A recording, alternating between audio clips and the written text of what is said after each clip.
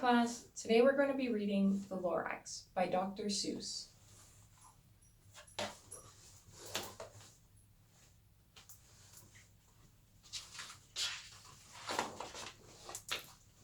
At the far end of town, where the grickle grass grows, and the wind smells slow and sour when it blows, and no birds ever sing excepting old crows, is the street of the lifted Lorax.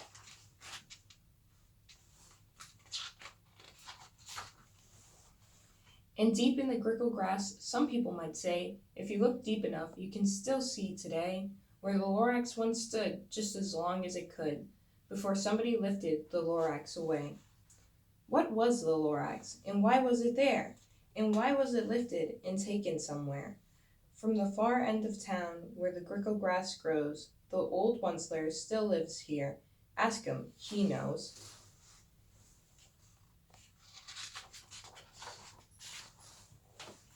You won't see the Onceler, don't knock at his door. He stays in his lurkim at the top of his store. He lurks in his lurkim, cold under the roof, where he makes his own clothes out of mufford moof. And on special dank nights in August, he peeks out of the shutters, and sometimes he speaks, and tells how the Lorax was lifted away. He'll tell you, perhaps, if you're willing to pay.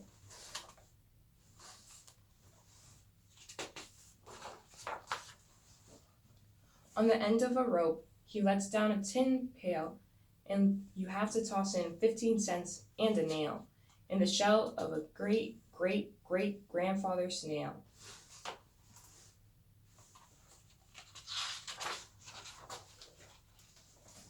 Then he pulls up the pail, makes a most careful count, to see if you've paid him the proper amount.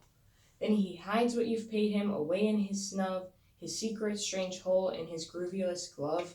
Then he grunts, I will call you by whisper my phone, for the secrets I tell you are for your ears alone.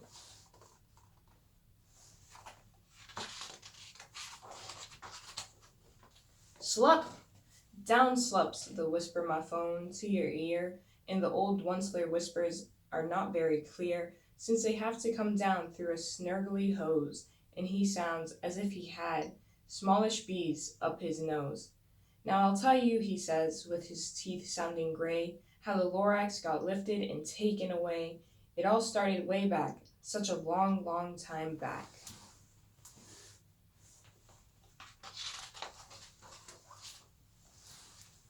Way back in the days when the grass was still green and the ponds was still wet and the clouds were still clean and the song of swomy swans rang out in space, one morning I came to this glorious place and I first saw the trees, the trufala trees, the bright-colored tufts of the trufala trees, mile after mile in the fresh morning breeze.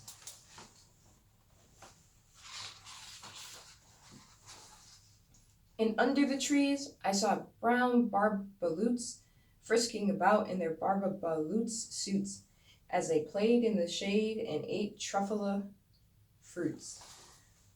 From Ripulus Pond came a comfortable sound of the humming fish humming while splashing around.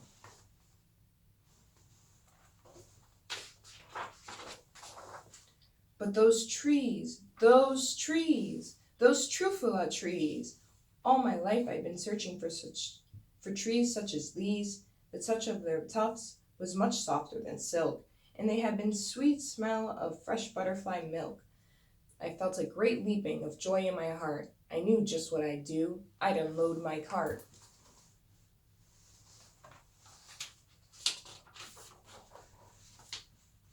In no time at all, I had built a small shop. Then I chopped down a trufala tree with one chop, and with great skillful skill, with a great speedy speed, I took the soft fruit and I kneaded a knead.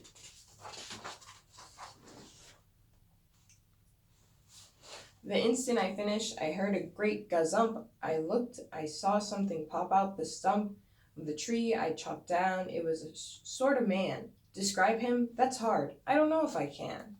He was shortish and oldish and brownish and mossy, and he spoke with a voice that was sharpish and bossy.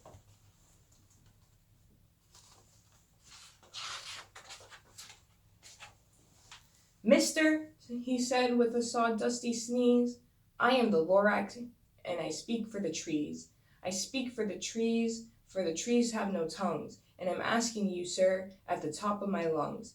He was very upset as he shouted and puffed, What's that thing you've made out of my truffula tuft?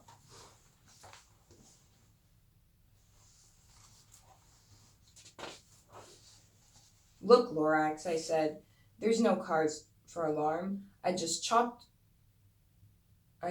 just one tree. I am doing no harm. I am being quite useful. This thing is a thneed. A thneed's a fine something that all people need. It's a shirt, it's a sock, it's a glove, it's a hat. But it has other uses. Yes, far beyond that. You can use it for carpets, for pillows, for sheets, or curtains, or covers for a bicycle seat. The Lorax said, Sir, you are crazy with greed. There is no one on earth who would buy that fool thneed.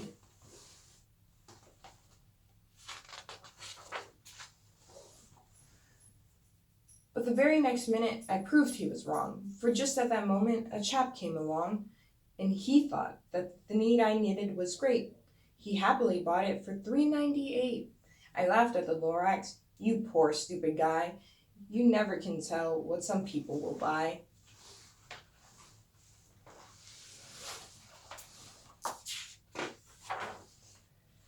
I repeat, cried the Lorax, I speak for the trees. I'm busy, I told him. Shut up, if you please. I rushed across the room and in no time at all built a radio phone. I put in a quick call. I called all my brothers and uncles and aunts, and I said, Listen here, here's a wonderful chance for the whole Onceler family to get mighty rich. Get over here fast. Take the road North Nitch, turn left at Wee Hawken, sharp right at South Stitch.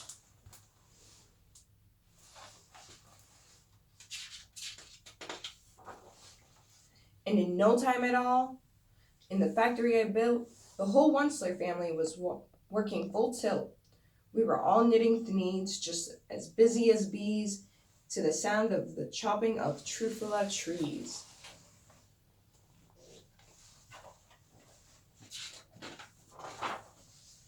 Then, oh, baby, oh, how my business did grow. Now chopping one tree at a time was too slow. So I quickly invented my super axe hacker, which whacked off 4 truffula trees at one smacker. We were making thneeds 4 times as fast as before, and that Lorax, he didn't show up anymore.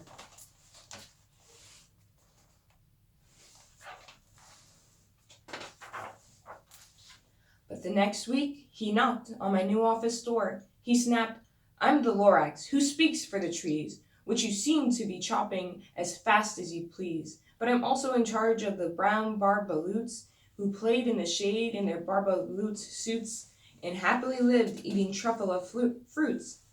Now, thanks to your hacking my trees to the ground, there's not enough truffula fruit to go around, and my poor barbaloots are all getting the crummies because they have gas and no food in their tummies.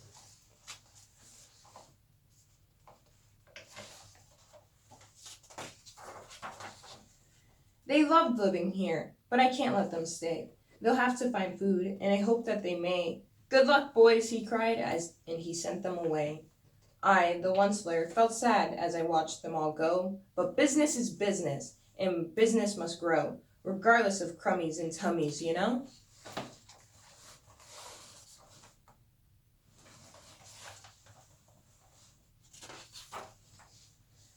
I meant no harm. I most truly did not. But I had to grow bigger, so bigger I got. I biggered my factory, I biggered my roads, I biggered my wagons, I biggered the loads of thneeds I shipped out. I was shipping them from north to south, to the east, to the west, to the north. I went right on biggering, selling more thneeds, and I biggered my money, which everyone needs.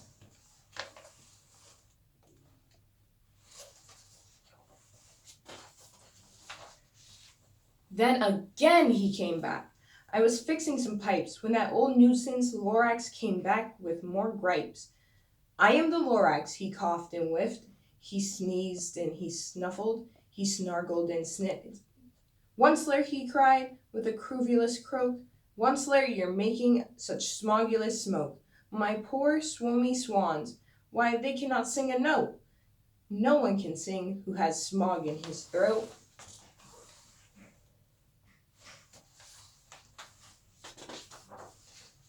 And so, said the Lorax, please pardon my cough. They cannot live here, so I'm sending them off. Where will they go? I don't hopefully know. They may have to fly for a month, or a year, to escape from the smog you've smogged up around here.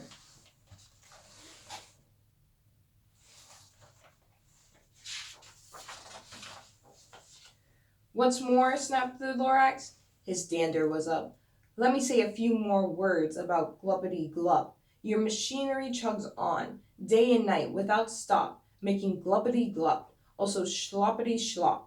And what do you do with this leftover goo? I'll show you, you dirty old once-ler man, you.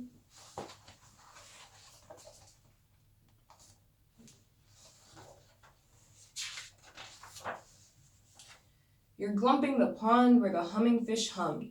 No more can they hum, for their gills are all gummed. So I'm sending them off. Oh, their future is dreary. They'll walk on their fins and woefully get weary in search of some water that isn't so smeary.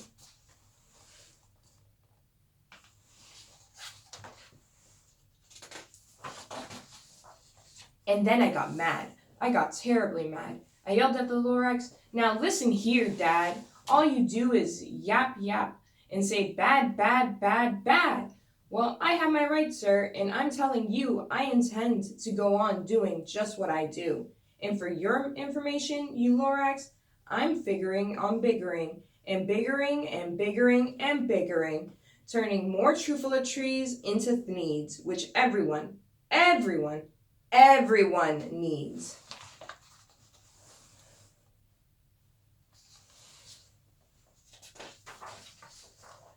And at that very moment, we heard a loud whack. From outside in the fields came a sickening smack of an axe on a tree. Then we heard the tree fall, the very last truffula tree of them all.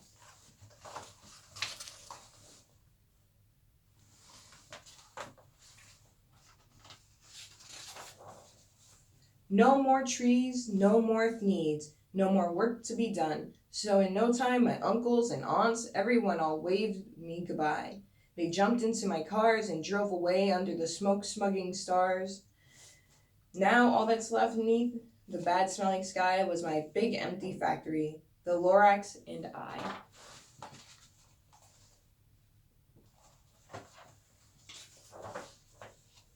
The Lorax said nothing, just gave me a glance, just gave me a very sad, sad backward glance, as he lifted himself by the seat of his pants, and I'll never forget the grim look on his face when he heisted himself and took leave of this place through a hole in the smog without leaving a trace.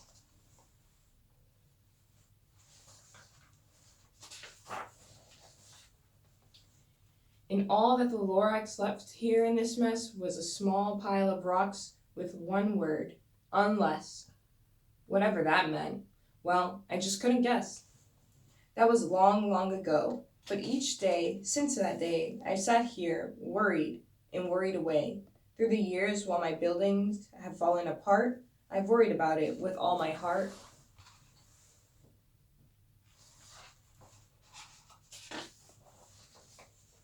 But now, says the Onceler, now that you're here, the word of the Lorax seems perfectly clear. Unless someone like you cares a whole awful lot, nothing is going to get better. It's not.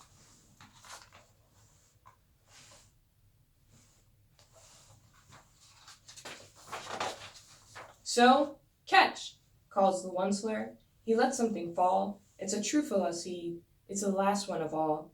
You're in charge of the last of the truffula seeds, and the truffula trees are what everyone needs. Plant a new truffula. Treat it with care. Give it clean water and feed it fresh air. Grow forests, protect it from axes that hack. Then the Lorax and all his friends may come back.